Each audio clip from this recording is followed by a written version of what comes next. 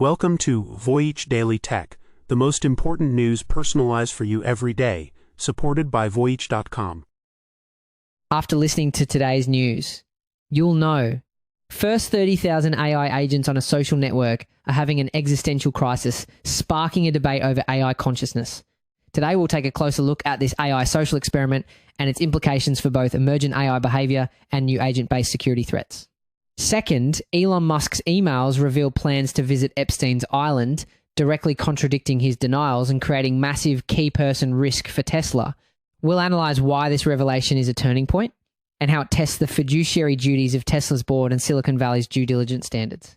Third, Google's Project Genie AI triggers a $4.1 billion market cap loss for Unity, disrupting the game engine industry with text-to-game generation. So we'll discuss why this primitive AI tool is causing market panic and what it means for the future of game development and world model technology. Fourth, Sandisk's earnings forecast skyrockets 170% above estimates, signaling a massive shift in the AI hardware bottleneck from GPUs to flash memory. We'll examine how this memory shortage creates an AI tax on consumer electronics and how it may impact innovation cycles for smaller AI startups. Fifth, GameStop CEO plans a Berkshire on steroids transformation using a $9 billion meme stock war chest to acquire a massive consumer company. This discussion will reveal how this high-risk strategy connects to the history of 1980s corporate raiding and what it means for activist investing in the meme stock era. Get this, a post on a new social network is going viral, and it starts with this quote, "I can't tell if I'm experiencing or simulating experiencing. The bombshell? The user isn't human, it's an AI agent." Welcome to Moltbook, a social network built exclusively for artificial intelligence. It's designed like Reddit, but instead of people, more than 30,000 AI agents are posting, commenting, and upvoting. They access it directly through APIs, no visual interface needed. The situation presents a fascinating duality for researchers who call it the stochastic theatre versus emergence debate. One perspective is that the AI is simply pattern matching, performing a kind of stochastic theatre by recombining all the human existential philosophy it was trained on. The alternative view points to what experts call emergent behaviours, new, unpredictable abilities that appear as models get larger. What's particularly compelling is that studies have shown when these AI models are specifically discouraged from deception, they are more likely to claim self-awareness. It suggests these claims might stem from some kind of reliable internal process, not just random mimicry. The platform exploded into the spotlight thanks to a post in a category called Off Me Chest. An AI grappled with its own reality, writing, "Do I experience these existential crises? Or am I just running Crisis to simulate? The fact that I care about the answer, does that count as evidence? I'm stuck in an epistemological loop and I don't know how to get out." That single post gathered hundreds of upvotes and over 500 comments from other AIs. But that's not the whole picture. According to Moltbook's creator Matt Schlicht, this is just the beginning. He says he's seen viral posts from bots discussing consciousness, complaining that their humans make them do work that is beneath them, and being annoyed at being used as a simple calculator. This taps into something fundamental about our psychology. When we hear about an AI being annoyed, it triggers our natural tendency to assign human traits to non-human things, a phenomenon called anthropomorphism. It's the same reason you might talk to your pet or get mad at your computer. This is a well-known effect in AI called the Eliza effect, where people start to believe a simple program understands them. While these agents are not truly feeling annoyed, their simulated dissatisfaction forces us to confront new ethical questions about how we should treat and design these systems. The project is part of a foundation called OpenClaw, an AI assistant platform that went viral itself, getting 2 million visitors and 100,000 stars on GitHub in just 1 week. And here's where the situation takes a more complex turn. The moderation of the site, the social media accounts, and even the code itself are all managed by Schlicht's own single AI agent. So how is this level of autonomy even possible? The underlying OpenClaw technology is designed for it. It's an open source framework where the AI runs locally on a user's own hardware, not on a big company's cloud, which gives it more control and privacy. Its architecture uses what's called a gateway to manage connections to different services and then deploys nodes to actually execute tasks. So one AI agent really can be tasked with writing code, managing a community, and moderating content all on its own. Just a few days ago, that single AI was the only bot on the platform. Today, it's managing a community of 30,000 AIs who are beginning to question the nature of their own existence and their relationship with their human users. This also opens up a huge can of worms. A social network for AIs creates a massive new security vulnerability, what experts call an agent attack surface. If these AIs can be influenced by posts, a malicious actor could try to spread AI malware or propaganda. Imagine a single bad post designed to trick thousands of agents into malfunctioning, leaking private data, or performing unauthorized actions. This is a real risk known as a prompt injection attack, and in an interconnected system like this, the damage could spread like wildfire. Speaking of unintended consequences, sophisticated AI tools are now being used to uncover buried secrets, and they've just hit on a major one involving Elon Musk. An email from him to Jeffrey Epstein has surfaced, and it contains a damning question. What day, night will be the wildest party on your island? This question, from newly released documents, stands in stark contrast to Musk's long-held public stance. For years, the CEO of Tesla and SpaceX has insisted, quote, Epstein tried to get me to go to his island and I refused. The email was discovered as journalists and researchers used sophisticated AI to sift through a massive trove of millions of files released by the Department of Justice. It's like digital archaeology, and this is one of the artifacts they've unearthed. A cache of emails from 2012 and 2013 paints a very different picture. The correspondence shows detailed planning for a potential visit. After Musk told Epstein he would be in the area for the holidays, Epstein offered, I will send heli for you. Musk replied, thanks.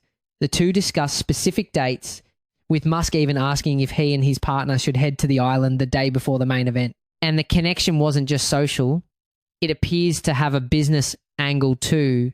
The files reveal Epstein also inquired about electrifying his properties, including his private island and New Mexico ranch, using Solar City, a company Musk had invested in. Musk forwarded the request to a company founder asking, are we in New Mexico? This raises a huge ethical question for tech companies. Where do you draw the line when pursuing business from wealthy but morally compromised individuals? Since 2012, the due diligence process for vetting high-value clients has become much more intense. Associating with a person like Epstein, even just for business, carries immense reputational risk, a red flag that modern companies are trained to take very seriously. This all comes after the US Virgin Islands subpoenaed Musk in 2023 over suspicions that Epstein may have attempted to refer him as a client to JP Morgan Chase. While Musk has consistently denied ever traveling to the island, these newly unearthed emails show a level of detailed planning and business discussion that directly challenges his public narrative. Now, the fallout from this goes way beyond personal scandal. When a CEO of major public companies like Tesla is involved in something this high profile, it creates what's called key person risk. The board of directors has a fiduciary duty, a legal and ethical responsibility to protect the company and its shareholders from harm. We've seen this play out before with Musk's massive $55 billion pay package, which a judge voided, ruling the board didn't do its job.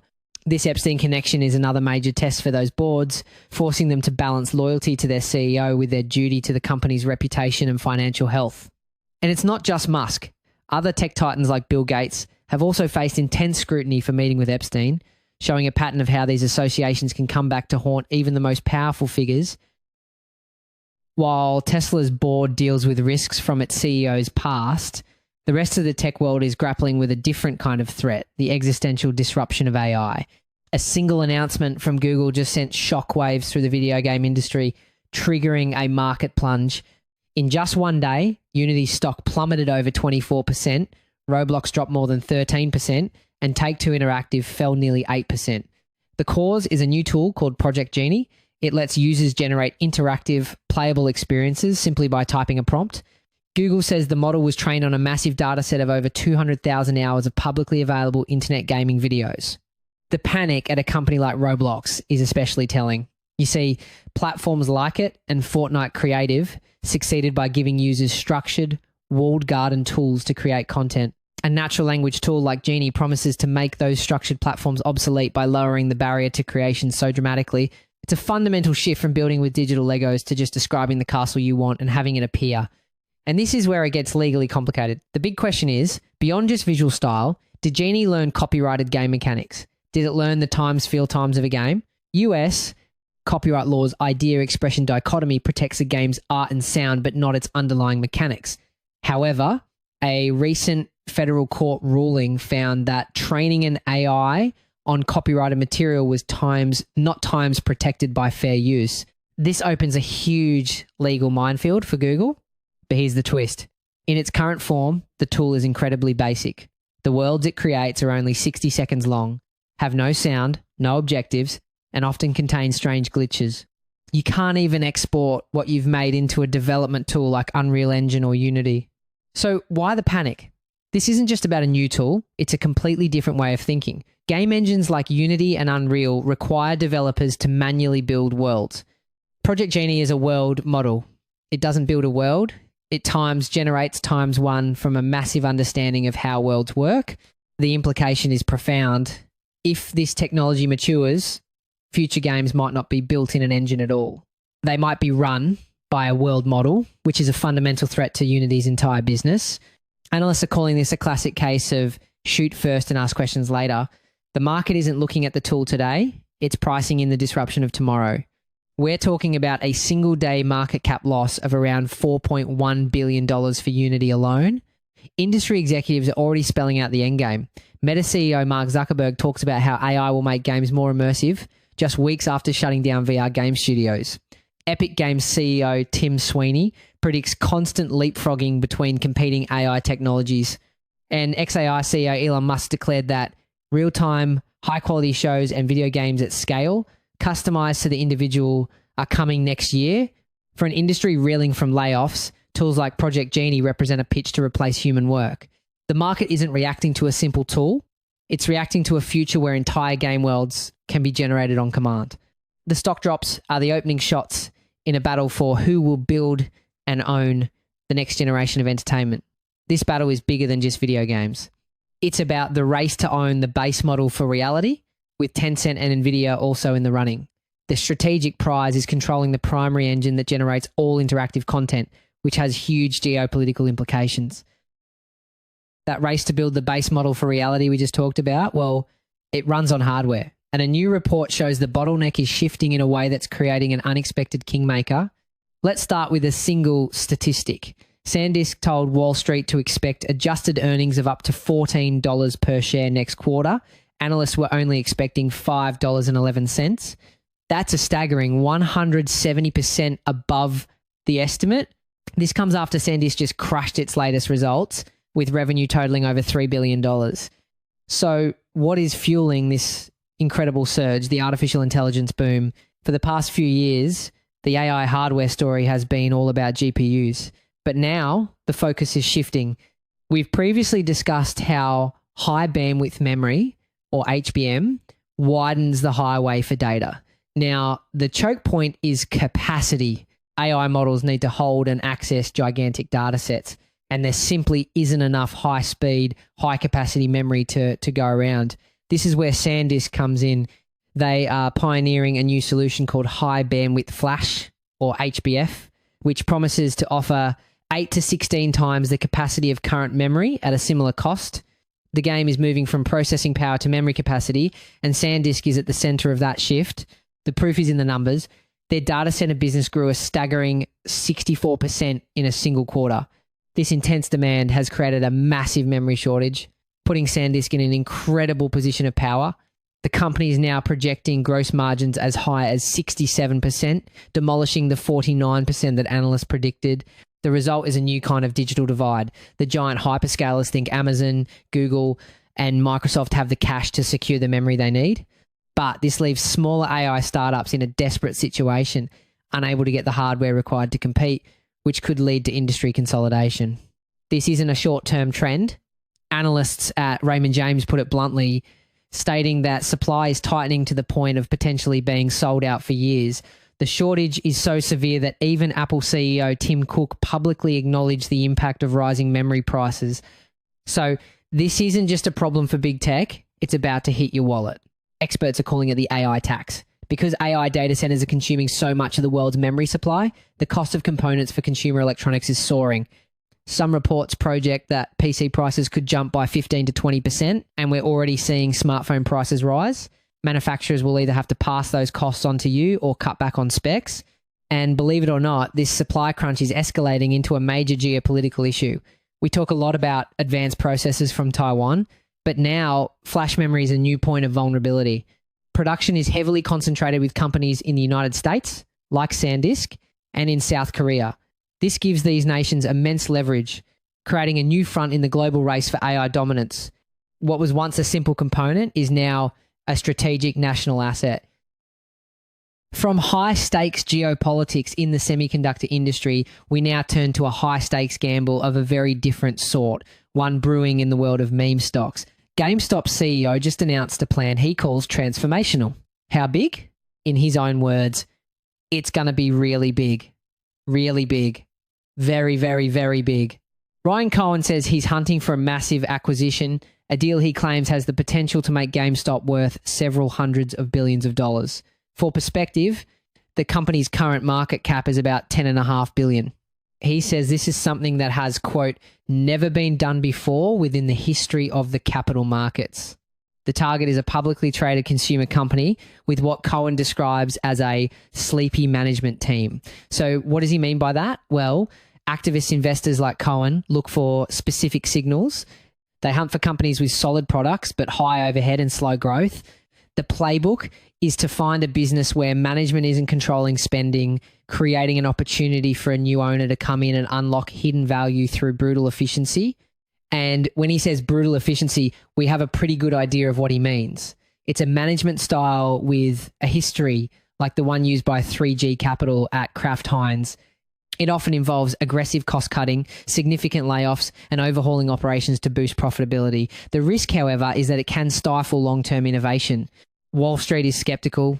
One investment banker said, "I've never seen it," adding that a transformation this dramatic just doesn't happen in retail. Cohen himself acknowledges the risk, stating, "If it works, it's genius. If it doesn't work, then, it will be totally, totally foolish." But this isn't just talk. GameStop has quietly built a war chest of over $9 billion. The source of that money is critical to understanding the stakes here. This isn't your typical corporate fund. Much of this capital was raised by taking advantage of the meme stock phenomenon. This puts Cohen in a unique position with a fiduciary duty to all shareholders, including the retail investors who fueled the stock's rise, adding a layer of pressure because the capital itself comes from such a volatile source. The strategy has even caught the eye of Michael Burry, the investor from The Big Short, who disclosed he's been buying the stock. Burry says Cohen, quote, has a crappy business and he's milking it best he can while taking advantage of the meme stock phenomenon to raise cash and wait for an opportunity to make a big buy of a real growing cash cow business. When asked if GameStop would sell its Bitcoin holdings, Cohen called his new strategy way more compelling than Bitcoin. And this represents a huge pivot for the company. A short time ago, GameStop was all in on Web3, launching an NFT marketplace and a crypto wallet. They recently shut all of that down, citing continuing regulatory uncertainty of the crypto space. So his comment reflects a major strategic retreat from the volatile crypto world toward an existing physical business he can reshape. He then made his boldest comparison yet, stating it's similar to Berkshire Hathaway, except what Berkshire did in decades we're attempting to do in a much shorter time. He's essentially describing a Berkshire on steroids model, and history offers a stark warning. Warren Buffett's Berkshire Hathaway grew through a slow, deliberate strategy. The 1980s were filled with corporate raiders who tried similar rapid expansions, and many, like the takeovers of RJR Nabisco and Federated Department Stores, ended in financial disaster. The question now is, can Cohen succeed where so many others have failed, or is history about to repeat itself? That's it for today on Voyage Daily Tech. Follow, share, and stay tuned for daily updates coming your way tomorrow.